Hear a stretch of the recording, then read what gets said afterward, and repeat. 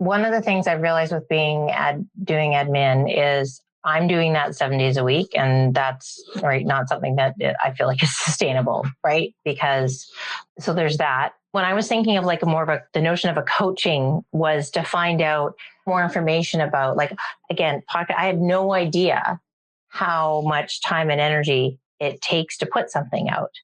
So all of these things are complete unknown. So that probably would be part of the equation, is figuring out what's involved, really.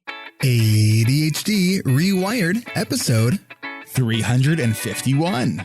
This is the podcast for those of us with really good intentions and a slightly wandering attention. I'm Eric Tivers. I'm a licensed clinical social worker by training and a coach by design. I'm your host, and I have ADHD. ADHD Rewired is more than just a podcast. We are a community. We are wired for connection, and you are not alone. Go to ADHDrewired.com to learn how you can join us in our free secret Facebook group. Get additional resources for every episode, including links to any resources we mention on today's show. You can support us on Patreon, sign up for our email newsletter. You can request podcast postcards to distribute to your clients and support groups, and you can learn all about our intensive online video-based coaching and accountability groups. You can do all of this at our website, ADHDrewired.com. We know that starting is the hardest part, so let's get started. All right, we are back here with Moira, who is still in the hot seat, Natalie, Roxy, and Jessica. This is part 2. So if you were catching this podcast on Wednesday, I don't know what date it's going to be on, but it will be on a Wednesday. And you're like, wait, I didn't hear this other podcast. This is part 2. So go check your podcast feed and listen to part 1 first, because this part of the conversation will make a lot more sense because it's the continuation of that conversation. Okay. So we were talking about logistics and all the things that would need to go in. So if you were to do podcasting, the things that you're going to need to do, one is the technology behind it, right? So microphone, you make sure you have your computer is good for this. You would probably want to go through some training course on podcasting. There's free ones also on YouTube. I'm part of a membership community called Podcasters Paradise, with John Lee Dumas. He hosts the podcast Entrepreneur on Fire, and it's everything that you could ever want that is in that community. And he has all these videos on everything and actually update them really regularly. So it's one of these things, like, don't try to reinvent the wheel. It's already been invented. Just follow, somebody else's, guidance. But then you really have to think about your branding, and that's something that we can sort of talk about together. And then let me ask you this too. So you owe me nothing. You could completely do your own thing. What would you want to do? Would you want to do completely your own thing? Or would you want to sort of do your own thing under the ADHD Rewired umbrella? I really like what you've got going on. And, I was fortunate to have Will as my admin, and I just think what he's done is absolutely amazing. And, no, I wouldn't want to do it on my own, because I think that would be dumb. Yeah. Okay, cool. Yeah. That's great. I have a question. Yeah. So how much turnaround if you were going to either go part-time so that you could maintain your benefits? That's my question. How long? What's the turnaround? How quickly could you get moving on that? Go down to part-time, or decide you're financially so set that you could just quit altogether and then dive in to sort of your new career? Here's the sad part. I think this is I finally have a workspace that I love, and I put everything in there that I own. But anyways, that's doable. That's changeable. Realistically, because I'm going to be having surgery, right? So there'll be a time frame where I'm going to be off work part of this year anyways. I think it could be this school year. It could be the next school year. I think it's figuring out the logistics of the finances and what are all the different, like doing the 4 quadrant. I like that. That's what helped me get here. The 4 quadrant, the do it, don't do it. But I need to get some more of the financial information figured out. Just so the listeners know, what are the other 2 quadrants? Oh, sorry. Benefits and drawbacks. Yeah, just really kind of crunching the numbers and the timeline on things. So what do you think your bandwidth would be? One of the, I used to do was, 3 groups at a time. And I realized that it became too much for me. Right. It was exhausting. I didn't have room to grow my business. Right. It was like, I was just always in the business doing and could I do 3 groups again? Like maybe for a season, but not for the long run. What do you think your bandwidth would be? I think so. One of the things I've realized with doing admin is I'm doing that 7 days a week, and that's not something that I feel like is sustainable, right? Because so there's that. When I was thinking of the notion of a coaching was to find out more information about podcast. I have no idea how much time and energy it takes to put something out. So all of these things are complete unknown. So that probably would be part of the equation, is figuring out what's involved, really. There's a lot. I have a full-time executive assistant, and it's still a lot, right? Because before I had an assistant, I was working 80 to 90 hours a week on average, right? Which clearly is not sustainable and not something that we want to be promoting, right? Because it's just not. When you're in that excitement of building something, a lot of that time is just because you're really excited about building something, and it's fun and it's stimulating. But when you're trying to build something that's also being mindful of your health, and you have to kind of really see what can you do. For example, the editing of the podcast, right? I send that to a company that I work with, right? So I don't do that because that's many hours of work. I used to when I first started. I know how to do it, but that's not something that I would choose to do. So I know that when Brendan started his podcast, he first did all of his own editing. He is, I think in the last year is now working with a team of editors. So he can focus on doing the work that he's doing. So it is something to kind of think about, because I think it is still important to know how to do those things. The other question I actually also have, because I don't actually know the answer to, is how does it work with, when we decide and figure out sort of, pricing for what you would charge for your groups, since you're in Canada, how does that affect you if you have people from the US? Because I know the currency rate is what is it, $1.30 on average for every for $1. So would that be, so if you have people from the US, would that affect you in a negative way? Because if so, would you want to be limiting group members to people from Canada? I don't know. These are questions that we got to look at. I do know somebody who's a coach who works mostly with people in the States, he's in Canada. And it's not really an issue, I think, in the way that you're thinking about. Yeah. Okay. Because I know with Alejandro, who leads our meditation class in the alumni community, he's from he lives in Canada. So we worked out our arrangement, and I just pay him, and I don't know what happens to the currency exchange. It just does its thing. But those are things to sort of think about.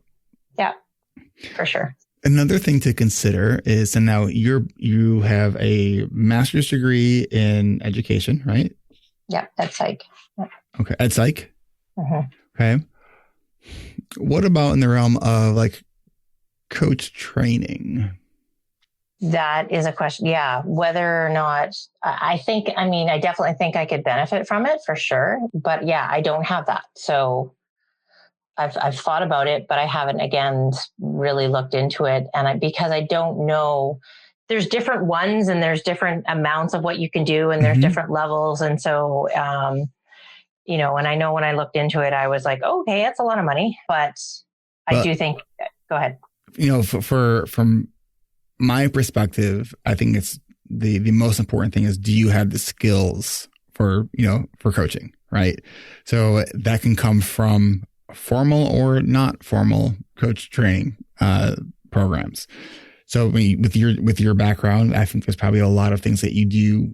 You probably have been trained on how to do, and from a lot of my just observations of watching, I think you have a lot of this skills. So one of the things that I'm working on as I'm trying to bring in more coaches to lead groups is there's the coaching skills, and then there's sort of the ADHD rewired stuff, right? And I'll probably in the 5+ years at least, we'll be looking at doing actual like ADHD rewired coach training as a very specific developed curriculum. We're not there yet. So we are like I've always done in this business, is that I'm laying down the tracks as the train is coming. I mean, that's just kind of how, and it works out. And that's kind of like what I feel like is the skill set and experience that I have. Like, I'm not doing therapy. I actually have a fair bit of experience with like coaching in general, like even like athletic coaching, right? Which is different, but and I've had practicum students, and I've had multiple experiences of trying to help people guide and move along. And at the same time, the notion of where are those lines for everybody's safety, right? So being accountable. My mother was a social worker. My uncle was a cop. So kind of like grew up being ingrained on, don't hang your purse here. But there's things like that where when you're interacting with people, how to keep things safe. I think the area where I have the least knowledge is when you have people who are also having mental health challenges that are, significant challenges, is making sure I would know how to handle that. That would be my sort of where I feel like my biggest weakness would be. And as that will inevitably occur with people who don't have a background in, as a therapist, I think part of that is knowing that I would be overseeing a lot of those components and be available for consultation around those things. Because that is one of the things that I always sort of do have concerns about with coaches that don't have the mental health background. And I know what I'm going to say, especially if you're a coach, some people are going to be like, not like what I'm going to say, but it does concern me when there are coaches that just have the coach training, right? And I'm not saying just, I know that there are certainly good coach training programs out there, but the thing is they don't know what they don't know. Right. And especially when you have ADHD, and if something is like different, new, novel, like that's going to engage the ADHD brain. And so, I think with any helping profession, we have that Socratic oath to do no harm. Right. And so knowing that is knowing what the limitations of sort of the scope of practice are important. And it's something that as we're growing the business here, we're learning ourselves. We're going to have to figure sort of that out. Because for me to grow this business, it needs to be more than just me. And I want to be able to continue when people, think about ADHD rewired coaching, I want them to know that they're going to be getting really high caliber, coaching services, right? Cause that's part of what I want to be a differentiator between, my business and other people. So what are the things that need to occur for that to happen? So that's going to be an interesting sort of avenue to explore. Uh-huh. I've been doing a lot of my own research and reading on all of this myself because I've been wanting to start my own coaching business, right? And there is a lot of different research and books and all that sort of stuff out there that I have not quite gotten to reading because I want to try and find things cheaply, which involves even more digging. But there's full blogs of therapists turned coaches who talk about how coaching is fundamentally a different way of doing things, but their therapy backgrounds help them understand like these different mental health issues and how that makes it safer, and how tons of people are anti-coach because of the safety issue. And then there's like coaches who are like anti-therapists turned coach because they don't ask the right questions and they end up hurting people's feelings instead of lifting them up because they start asking therapy questions instead of coaching questions, which as a therapist who wants to turn into a coach, I'm more concerned about that. So I've been looking into that, but it's like there's full schools on all of this stuff. It's very interesting. That's the century we're living in, where there's like any concept, there's a million pros and a million cons, and you can find them all. Well, it's really interesting. I don't know when this will air, but I'm going to be speaking on a panel at this year's CHAD conference about like should you do coaching or therapy, and there's 5 people on this panel, and what's going to be, I think, really interesting is we do not all agree on these things, so it's going to so I think that's going to be a really interesting avenue too. But so I think it's really looking at how do we, you were talking before about how you have a real passion for helping certain kinds of people because you feel very passionate about it yourself, right? So that going back to that idea of making your message, right? So how do we, the things that we can do, the things that are sort of on the horizon for things that you can start building and taking action for. We know that you want to do a podcast. Yes. Sure. So it's like an 80% yes. Okay. So thinking about what you would need to do for podcasting, it's identify the equipment. I can help you identify that so you don't have to do a ton of research. Branding, logos. Jessica's good at logo stuff. And I mean, you could truly use the collective wisdom of our coaching community for figuring out some of the like detail logistics. Uh-huh. You said you're a very visual person.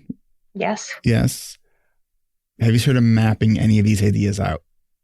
No, but what I did commit, I have a massive pile of things that I've been collecting, and I've committed to related to this, I imagine. Related to this, yes. Okay. I am actually not a piler. I cannot do mess.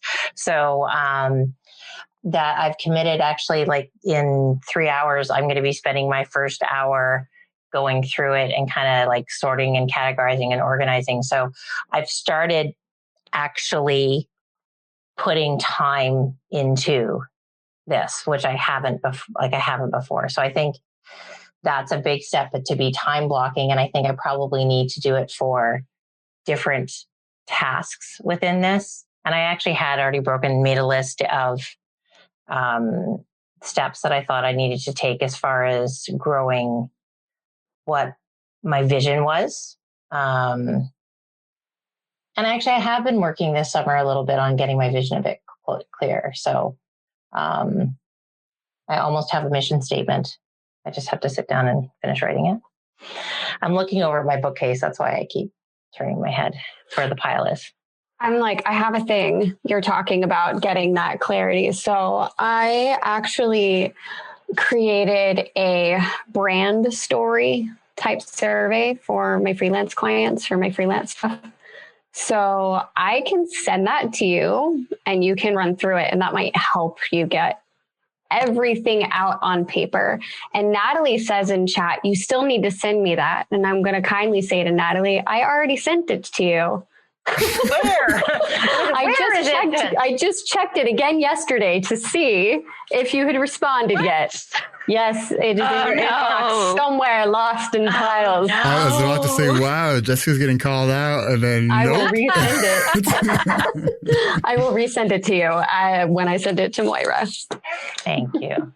Yeah, that sounds great. So it's really just like making the time to actually work on this is the big, huge next step, which isn't a big, huge next step, actually. We will be right back. Hey, if you've been thinking about joining our winter coaching and accountability groups, the deadline to submit the stuff that you got to send to us in order for you to get invited to the actual registration event is on November 25th. That is today. Go to coachingrewired.com and click on that red button. Share with us your email address and we'll send you all the information you need to know. We hope to see you at our registration kickoff event on December 1st. Our registration event is limited to the first 20 people who RSVP. All the instructions will be in your email. Go to coachingrewired.com, click on that red button, and then check your email at coachingrewired.com. Let's talk about a stretch goal. I do think that if it is a podcast that you're going to do to get people to sort of know who you are, as sort of that first step to build an audience, when would you like your first episode to air? Oh my goodness. I have no idea because I have no idea what's involved in getting to what's 6 months from now, but is that even reasonable? It doesn't matter. You just pick a date. And then as you start moving with a date, scaring the crap out of you and getting you going, you can move the date. It's just like a time block. I know 6 months. You can erase it and move it. Yep. So Moira, I want to tell you, so I share office space with another business. They're pediatric dietitians. And so the owner of this business was very interested in kind of what I do as a podcast. And so we set up a time to meet, and I kind of showed her like kind of how I do it, what I do, how I learned it. She launched a podcast the next week. Yeah, that's what I would have done before. Like when I'm tired and old. No, I guess what my fear is when I say 6 months is because like I look at what the frequency people are putting stuff out, and it's like, okay, but if you're doing that, like if you're doing it weekly, then what needs to go into that every week, right? And that's sure. And so like as a one of the launch strategies, they say to have at least 3 episodes already ready to go before launching. Right. Recommend it even more because that gives you that kind of wiggle room. And the first probably like 1 or 2 that you record, you might not even want to use. Right. So, that's the thing. I would encourage you to look at a shorter time frame unless there is a particular reason why you don't think that's realistic. Well, I guess it's that, with having surgery, I'll be, that's the 6 weeks at least unknown. Natalie has a thought. Go, Natalie. Well, and we were talking about that during one of the commercial breaks. I was going to say that you'll be in pain. You'll be on pain meds, and you'll be healing. What a great time to start a podcast. All looped up on pain meds. See, I'm saying after the first 2-ish weeks, you won't be able to go physically to work still. Right. But you won't be on those high pain meds anymore. You would be able to work on something like this for those 4 weeks. And the thing that I have, I've already was like, oh, well, if we don't get touch-ups done around the house of paint before school starts, maybe I can do that when I'm healing. Maybe and so I'm like, don't do that list. Don't make that paint touch-ups. No, right? That's moving. No, okay. So your brain is going to be okay, and you're going to be stir crazy because you're going to have things that are telling you you can't turn a certain way or bend a certain way, right? Yeah. But you can do like brain things. So this would be good. So the other, when we do the how to not try harder and self-care podcast, Eric, it will do that. Because 2 years ago, I had a hurt brain, and it was my brain that was hurting, and I couldn't do stuff because of that. So now I'm going to be having the opposite. So I don't think you even shared on as part of your story that you like fell like 50 feet off a cliff. Yeah, 2 years and 1 week ago. Yeah, I did. So yeah, that's another. Yeah, there's a story there. Yeah. So. And I bet you have a lot of stories, and that's, the undertone of also my brand is about stories, right? And you have that, like you know the power of that. You do that already in your work. So I could say by the end of this year, like by, December 31st, but then it's the fear of taking on too much, right? That's what, I have a tendency to do that. And so that's just when I don't know the steps that I'm moving back to, and also not knowing what school is going to look like next week. If it was a typical year and I knew what I was dealing with, but I don't. So that's why I'm like, okay, let's give me lots of time. But with my son's school, the superintendent has been putting out a lot of these things about, because right now they're in the hybrid model. And, one of the things he keeps talking about is how they've spent all this time over the summer planning, but the key to this year is going to be agility. Like we created all these plans and we may need to change them at a moment's notice. And so that's kind of how we have to plan kind of anything. I mean, that's called life. Like you plan and then you respond to what's in front of you. Yes. Yep. And see, I think we had the opposite experience where they were like, this is what it's going to be all summer. And then they changed it yesterday. So now because we weren't going to have a hybrid model, we were going to have everybody going to school. So anyways, okay, I hear what you're saying. I actually scratched out multiple times March 2020 on my paper that got many X's through it. So, can I say 3 to 4 months? And then just because I don't know, that's the thing is I don't know. Okay. So let's say it's, we're recording this on September 1st. Mm-hmm. So, we have 4 months left of the year. Mm-hmm. You see that math that I just did? You're so good. And as I said that, I was like, wait, did I get it right? So we have 4 months left of the year. If you were to launch your podcast in the first week of January, okay, what would you need to do this week to be on track? I think I would appreciate, I'd like to have a list of what the technological stuff I need to purchase so that I could figure out the cost of that. I would want to check out Podcast Paradise and start looking into what do I need to know. I would probably, I don't know if it's the thing that Jessica's sending me, but have some sort of start to think through not a timeline, but more of an arc of if I was starting to speak, then where would I start and where the direction I was going, and then just also brain dumping possible ideas. One thing I haven't thought about is how long, and I like the length of Will's.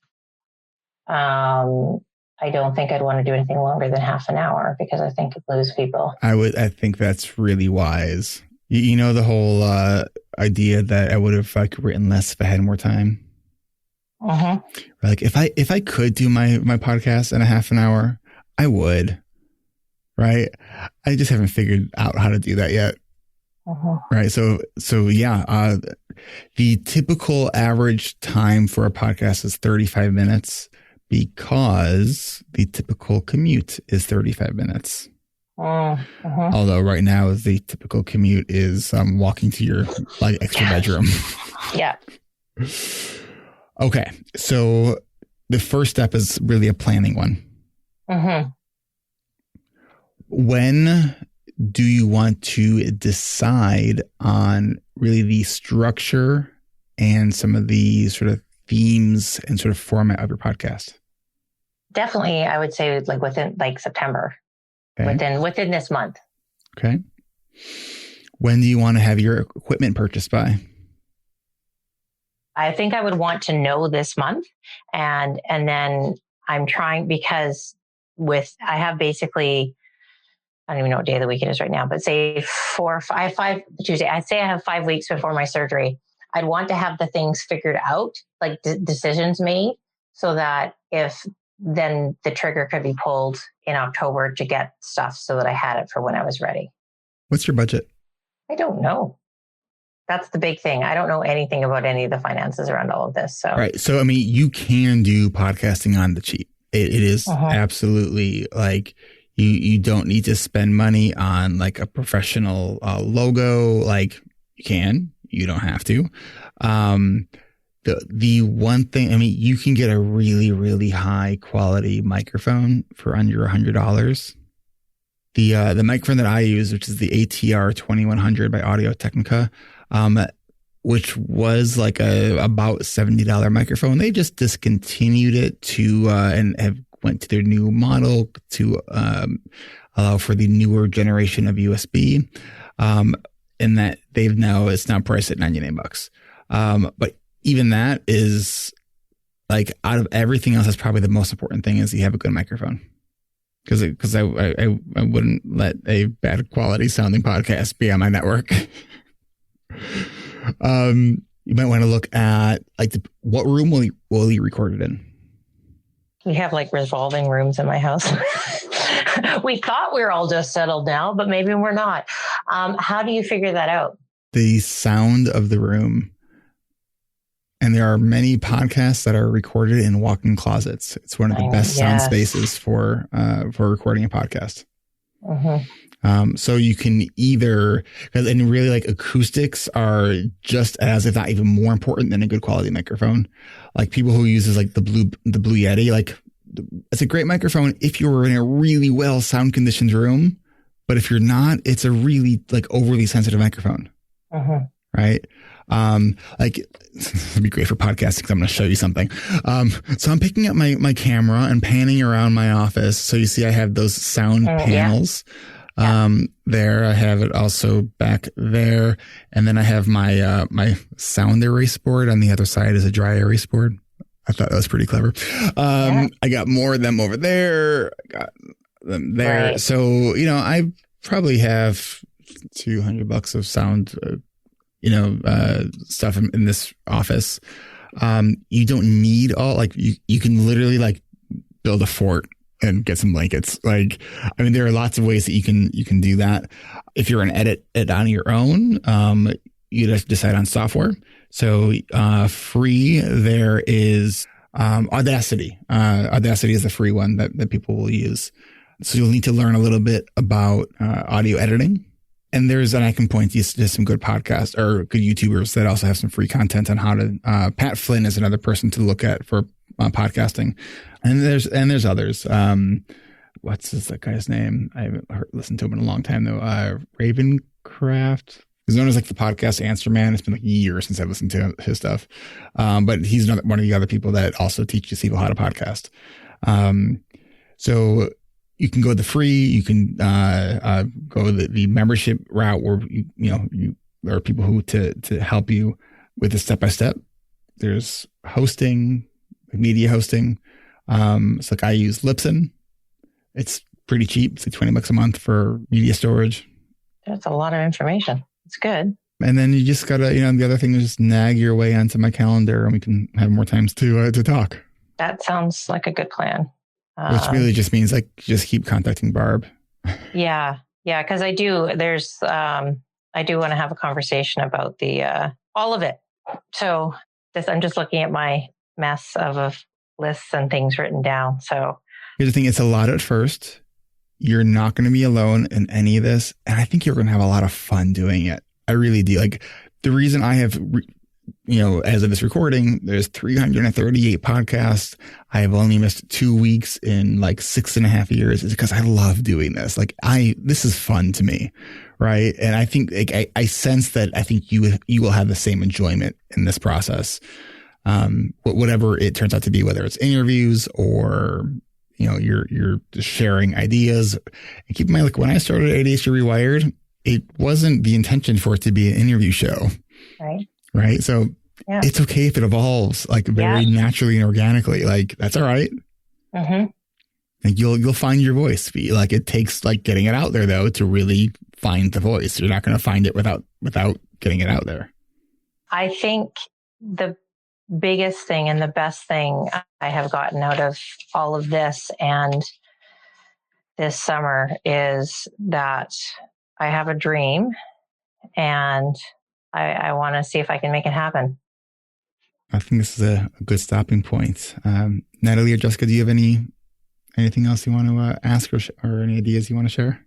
I just think that you're on a great path. And I think that you've probably gotten so many notes from this alone that your logistics are probably looking a bit more clear. So I'm very happy for you and excited for you. Thank you. Natalie? I encourage you to, when you're thinking about more of the stuff you were worried about when you initially wrote it down about pensions and things like that, about like what will matter to you more by the time that you would be getting that pension, having the pension or having done what you would like. So that's what I'll leave with there. Thank you. I appreciate that. And I think an accountant. So if you have questions about that. I do. His office is right across the hall. He's had one for years. I got one because just before COVID, it was great. So. All right. Well, Moira, this was awesome. We really look forward to kind of seeing how this progresses. And, it's, as I said, I think maybe it was during one of the breaks or before we hit record. When Will Kerr masterminded his idea for starting a podcast, and now we've got Hacking Your ADHD, and it's doing awesome. Amazing. I feel that this is going to go in a similar path. So I'm very excited for you. Thank you. I just can't say enough how much I appreciate the support and wisdom and collective wonderfulness of this community. Awesome. All right. Well, that concludes part 2 of this mastermind session. We hope that you enjoyed and that you had some things that you could take away from this too, whatever the idea that you have. We know as people with ADHD, we have a lot of really, really big ideas. And, we tend to be the ones that are kind of crazy enough to think that we can actually do it.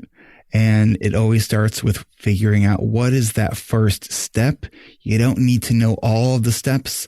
I didn't know all of the steps when I started the podcasting. I figured out the first couple things and then I got there, and then I figured out the next couple of things and I got there. So really figuring out what that first thing is, following what you're passionate on, and taking a bit of a risk. So we will we'll catch you hopefully maybe next week. We'll have another mastermind. I'm not sure because I haven't looked that far into our content calendar, because that would just be like not very ADHD if I knew that far out what we were doing. I need like an outro that says like stopping is the hardest part. And so then like someone just pulls me away from the microphone and I stop talking. So we'll just end it right here. This is Eric Tivers. Thank you for listening, and congratulations for making it to the end. ADHD Rewired is more than just a podcast. We are a community focused on learning, growing, and connection. The website is ADHDrewired.com. You can find summaries and additional resources for each episode. You can apply to our free and secret Facebook community. You can learn more about ADHD Rewired's intensive online video-based coaching and accountability groups, and sign up for my email newsletter to get exclusive content you won't get anywhere else. It's all at ADHDrewired.com. While you're there, click the Patreon button If you're a regular listener and you're still listening to my voice, consider making a monthly contribution by becoming a patron through our Patreon page. If you are able to financially support my work, it would mean a lot. This show is free to listeners, but it is not free to produce. And patrons get really cool perks. You can follow me on Twitter at Eric Tivers. You can like our Facebook page at facebook.com/ADHD Rewired. If you're a coach, therapist, or related professional, connect with me on LinkedIn at linkedin.com/Eric Tivers. You can also subscribe to ADHD Rewired on YouTube. And you can subscribe to ADHD Rewired on YouTube and see select interviews and some other videos I've posted. Podcasts change lives. You can make a difference in someone's life by spreading the word about this podcast. Mention it in your online communities on Facebook, Twitter, Reddit, or wherever you hang out online. And be sure to share it with your friends and your family and your clients, as well as your coaches, therapists, and doctors. And if you're a coach, therapist, doctor, or ADHD support group leader, and you would like a pack of podcast postcards to hand out, you can request those at my website, ADHDrewired.com. And if you're a member of CHAD or any other ADHD support group, please be sure to tell them about this podcast. You can even show them how to download it on their phone. You know, you might be the person that turns somebody on to a podcast for the very first time. And if you really love this episode, please consider hitting share on your podcast player. I'm only one person, and I count on you to help me spread the message. One of the biggest things that you can do to support this podcast and to help other people discover it is to leave an honest rating and review on Apple Podcasts, Stitcher, or any other podcast app that accepts ratings and reviews. And don't forget to hit subscribe on this podcast on your podcast app so new episodes are automatically pushed to your favorite podcast app. Looking for more ways to listen and learn? Get a free audiobook and a 30-day free trial at audibletrial.com/ADHD Rewired. Not sure where to start? In no particular order. Check out Atomic Habits by James Clear, The Body Keeps Score by Bessel van der Kolk, 10% Happier, and Meditation for Fidgety Skeptics. These are both by Dan Harris. Change Your Questions and Change Your Life by Marilee G. Adams. The One Thing by Gary Keller and Jay Papasan. Procrastinate on Purpose by Rory Vaden. The Four Tendencies by Gretchen Rubin. Do you have trouble asking for help? Listen to The Art of Asking by Amanda Palmer. It's one of the best produced audiobooks I've ever heard. If you're looking for something a little bit more, say, magical, I unexpectedly fell in love with the Harry Potter series. And I don't usually listen to those kinds of books, and I loved it. And of course, if you haven't yet boarded the Brené Brown bus yet, check out Brené Brown's books, starting with The Gifts of Imperfection, Daring Greatly, Rising Strong, The Power of Vulnerability. And if you're an entrepreneur or leader in any capacity, check out her 2018 book, Dare to Lead. And Brené still is my most wanted guest, so if you know Brené, and you would be so kind to make that connection for me, I would be really, really grateful. You know who else I would like to have on the show? You. Click the podcast tab at ADHDrewired.com and then click the Be a Guest button at the top of that page and schedule a 15-minute pre-interview. This is Eric Tivers, reminding you to keep learning, keep growing, and keep connecting. Self-care is not selfish, and no matter what gets done or doesn't get done, at the end of the day, you are still enough. And no matter how hard it feels, we can do hard things. Thanks for listening. I'll catch you next week.